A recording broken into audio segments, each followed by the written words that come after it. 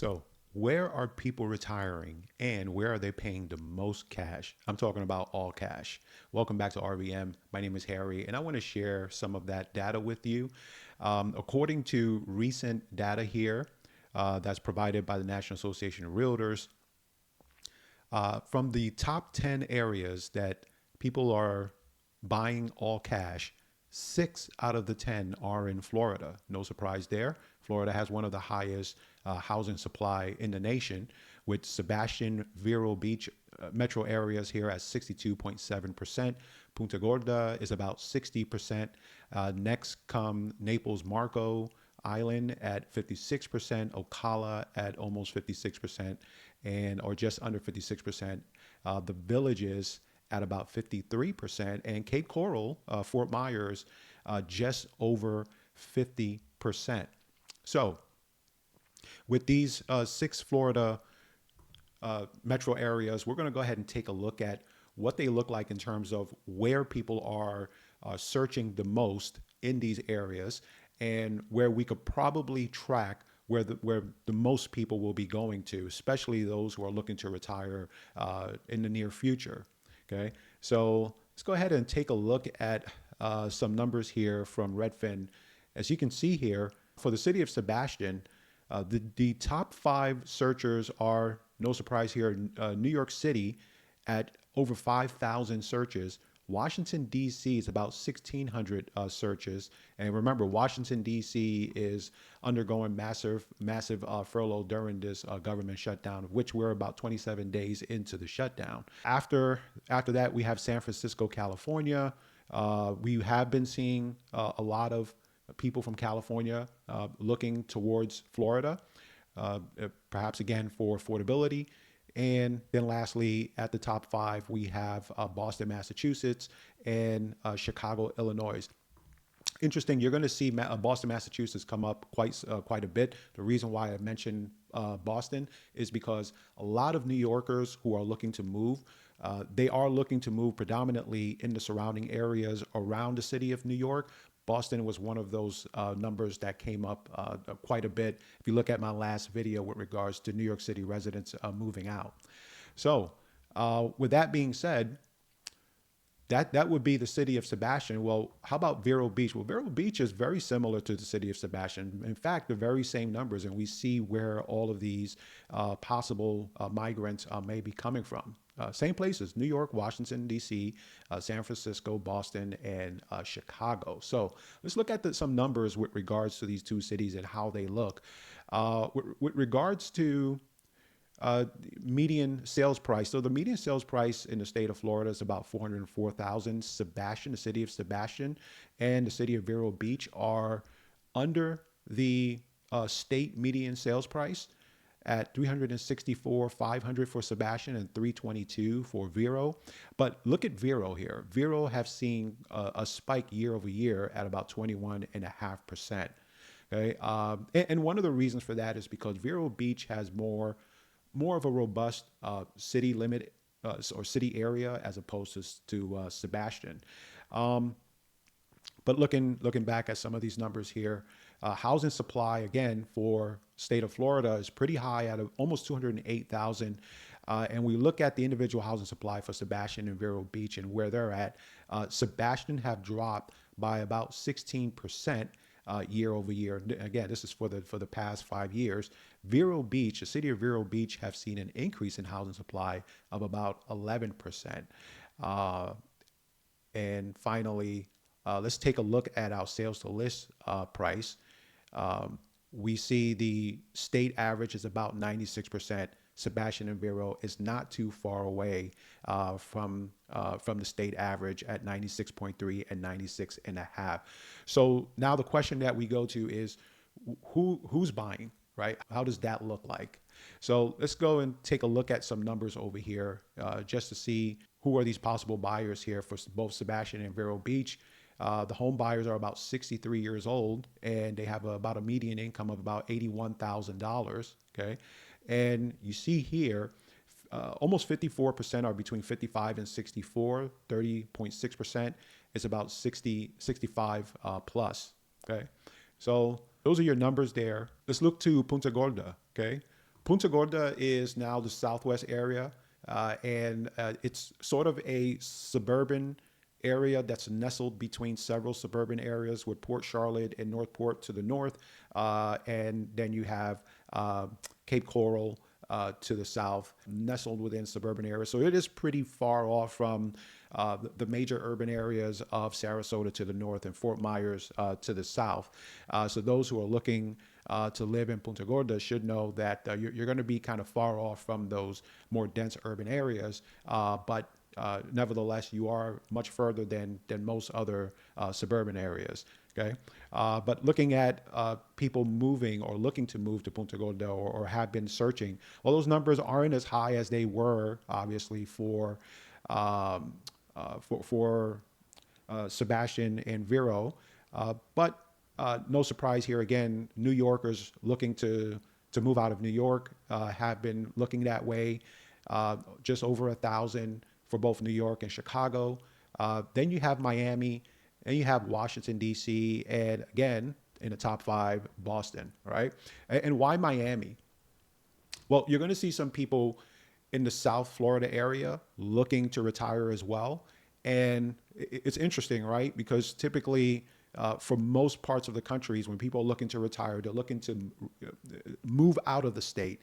And they look to the more warmer areas. Well, for people living in the Miami area, Fort Lauderdale area, places like that, they're not going to move out of the state. They're just going to move to another area in the state of Florida where a cost of living is lower. So you'll see that a lot, okay? But let's look at some numbers for Punta Gorda and see what that looks like. Again, the state median is 404,000. Look at Punta Gorda. It's just almost the same. It's about 400,000, but it has been dropping almost 35% year over year. And one of the reasons why is because, remember, South Florida got hit pretty hard with the last hurricane.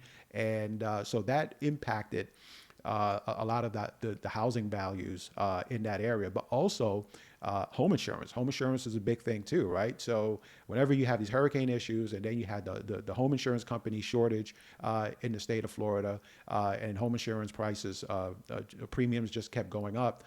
It really priced out a lot of would-be home buyers. So that's one of the reasons for the drop in median sales price.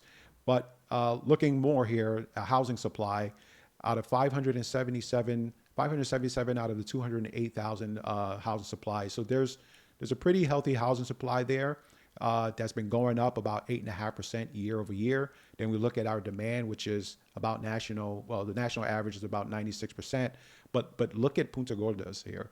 91.6, almost 92%, and that's been dropping quite significantly at almost five points. And again, remember, when you look at sales to listing ratio, what you're looking at is how much are people buying these houses either above or under the listing price. And here we're seeing almost 8% below the listing price. Okay, but how does it look like in terms of who's buying here in Punta Gorda? Well, that would be people about in their 60s, again, the low 60s, $92,000 of income there, and almost 70% are between 55 and 64, 65 plus years old.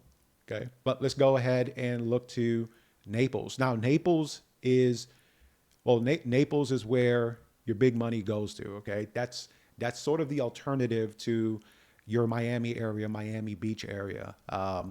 Yeah, we've been seeing some people searching over here too. And look at the numbers here. They're definitely more than what you've seen in Punta Gorda, right? And Naples, by the way, is your southwest area.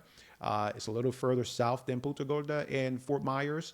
Yeah, let's look and see what we see here. Again, right? Miami residents have been looking to Naples at 2,700 searches. Chicago would be next at 1,500. And then you got New York at number 3 at just over 1,000. And look, again, we see Boston, right? So while some New Yorkers are pouring into Boston, there are some retirees, I would assume, that are looking to move out of Boston. So it's interesting how you're kind of seeing this migration happening everywhere and how it's flowing. Let's look at some numbers and see how it looks. Well, then you got Marco Island, right? So Naples is one, and then you got Marco Island, which is nearby in that metro area. And again, pretty much the same numbers here: Miami, Chicago, New York, right? As your top three, followed by Boston, Massachusetts, and Washington D.C. So let's look at some numbers and see how that looks like there. And again, this is where your big money is at, right? This is where your luxury homes, luxury condos, and townhouses are. But for the most part, single family homes. Marco Island and Naples, they're selling at about 1.15 million, and those numbers have been climbing by 30 and 25% respectively over year over the past 5 years. Housing supply. Well, housing supply is pretty high, comparatively speaking. Marco Island is 557 number of homes available, but that's been dropping almost 5%. And Naples have been actually increasing by almost 2% at 873. So it looked like you're going to see more homes in the Naples area, according to this data here provided by Redfin.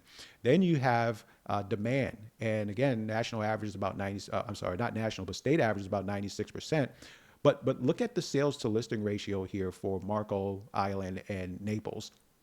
92, about 92% for both of them, and they have been dropping. Okay, so that means most people are purchasing homes for at about 8% below the listing price here. Okay, but remember, as more and more people look to move out of these areas for different reasons, and again, a lot of these places, they're getting retirees. That demand is going to continue to increase over time. So right now, we're looking at predominantly retirees, even for the Naples and Marco Island area. Look at the people who are buying. They're about 63 years old with a median income of about $106,000, and the majority are 65 and over. Okay, so that's your Marco Island, Naples area. Now let's look to Ocala. Okay, now we're going to Central Florida and Ocala, and they have also been seeing some people looking their way. Some from Miami, Florida, 641. These aren't big numbers, but Ocala did come up at about 56% of cash buyers. Okay, and we're going to see why in a moment. But you got Miami, you got Orlando. Okay, so you got your big cities: Miami, Orlando, New York. Again, no surprise. Boston, Massachusetts. Right? People are migrating into Boston, and there are also people migrating out of Boston. And then you got Tampa. So notice for Ocala, you have in the top five, 3 out of the 5 are in the state of Florida, in the big cities of Florida: Miami, Orlando, and Tampa. And why is that? Well, let's look at some numbers here. State median is 404,000. Look at the median sales price for Ocala. Well, it's about $292,000, and that's been dropping about 1.8%. So that's about half of the state median sales price. And the number of housing supply in Ocala has been increasing by almost 18% year over year, 471 homes on the market. And then we look at demand at about 96%, again, state median, and we're about just above 97%. Look at that. So we're actually above the state median or the state average sales to list price here.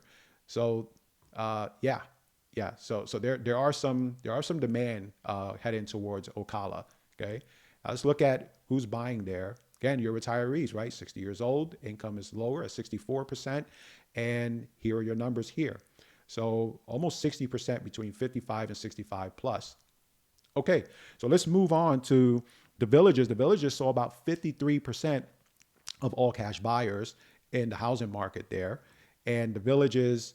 We're looking at the top 5 here. New York at about 2,500 searches. Miami, Florida, right, is number 2. Washington, D.C. is almost 1,400. And then you got Chicago and Boston at number 5. Again, you're going to see Boston a lot. And again, take a look at my last video with regards to New York City residents moving out. Boston came up as, I think, the top search of people moving, because a lot of people want to stay within the city limits of not only New York City, but they want to stay close. They want to stay close by. They want to. They kind of want the suburban area, and they want to move out to an area that is more affordable, lower taxes, but they need to stay close by. So you got a lot of your younger people. And by younger people, I mean people maybe in their 30s and 40s that are moving out of the city of New York, going close by to the suburban areas, whether they're Westchester County or up to Boston, Massachusetts. But you got a lot of people retiring in those areas, and they're looking to move out. So you're kind of seeing that transition happen. Okay, then let's look at the villages over here, and look at those numbers. All right. So the villages is trailing right behind the state median sales price at about 377,500, but that's been going up. Okay, so we do see some demand happening there. We'll probably see what's helping out also with that demand is housing supply. Housing supply have been increasing about 7% year over year at 610 homes available, and then we have demand, which is hovering at about the state average of about 96%. So no big changes there, but that the villages is sort of your hub of retirees. Okay, now let's look at again some of the demographics here. 68, so they are older at the villages, and with a median income of 93%. And unfortunately, I will just say that it's safe to say that the majority of the people, with regards to age, we're looking at 28% for 55 and over, and 65 and over is your biggest number in the villages. Then we got Cape Coral. Okay, so here we go back to Southwest Florida. You're going to hear Southwest Florida quite a bit, and one of the reasons why is because, again, Southwest Florida prices got hit pretty hard, and you've seen housing supply skyrocket. So now you have a lot of people coming in. But think about what has been happening in the state of Florida recently. We have been actually seeing a number of property and casualty insurance companies come in. I think we've received two new ones coming in after some moves by the legislature. So now you have a situation where you're going to have more competition in property insurance. That's gonna better the prices with regards to property insurance premium. And so now it's kind of ripe to look at these properties again. I'm pretty sure you're going to have people put some cash on it and start renovating these properties. So that's going to be happening more often. But for Cape Coral is your suburbs right outside of Fort Myers. Okay, and look at what we have here: Miami, Chicago. Miami's at 2,700. Chicago about 1,500. New York is number 3 at just over 1,000. Boston, Massachusetts, here we go again, right, at 764 searches, and DC at 548. Okay, I can only imagine a lot of people in DC are looking this way, especially during this government shutdown. But let's look at Fort Myers. Okay, Fort Myers, about the same numbers. Fort Myers is the city limit down there, but or your city down there is more your denser area, but it looks like it's. I got to tell you, I think Fort Myers is making a comeback, slowly but surely. But it is, and that's good to see because it's kind of been behind for quite some time, and it's good to see some eyes looking towards Fort Myers. But let's go ahead and look at what those numbers look like for both Cape Coral and Fort Myers. Again, 404,000 is your state median. Cape Coral sits right below it at 360,000. But look at the numbers decreasing year over year. And Fort Myers, okay, Fort Myers have been dropping as well by almost 14% at 313,650.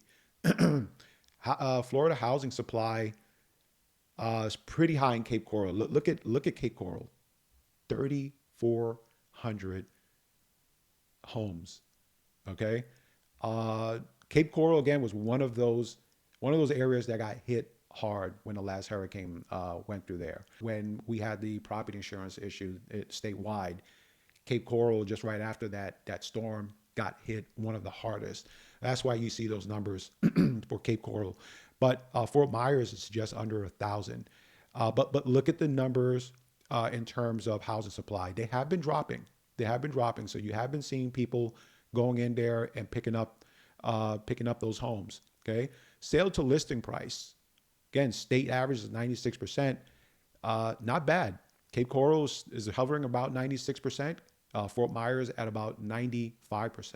Okay, so even with the massive housing supply, you still see people going in there and buying up these homes in cash, and they're not buying them too low. So who's moving there?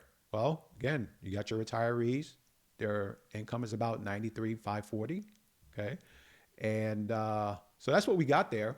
Um, Again, just looking at where retirees are moving to, it's very interesting to see where people are moving to, why they're moving there.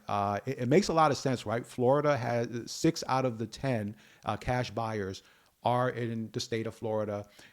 Again, your Sebastian Vero Beach area. By the way, Sebastian Vero Beach is on the Atlantic Ocean, and if you notice, out of all of these homes, pretty much Sebastian Vero Beach is the only one on the Atlantic, right? All the other ones are in the Southwest or in Central Florida. So if you like the beaches, your Sebastian and Vero Beach is going to be where you want to look to. But thank you for joining us again. Hit that like button if you think we brought value to you. I really appreciate it. And also subscribe, share. I like to bring more content like this to you. And hopefully what you get out of this is not just information, but also how to look for that information yourself, where to look for it. I think all of that is very important. That's how that's how you're able to know what to look for in the market as you're looking for homes yourself. I know there's a lot of you out in the Northeast area looking to retire soon. So you definitely want to work with a local professional, local real estate professional, wherever you're looking to go to. Work with your local real estate agent, work with your local real estate appraiser, and just gather that team around you to ensure that you make that big decision before you make that big leap. So anyway, thank you again for joining, and I'll see you in the next video.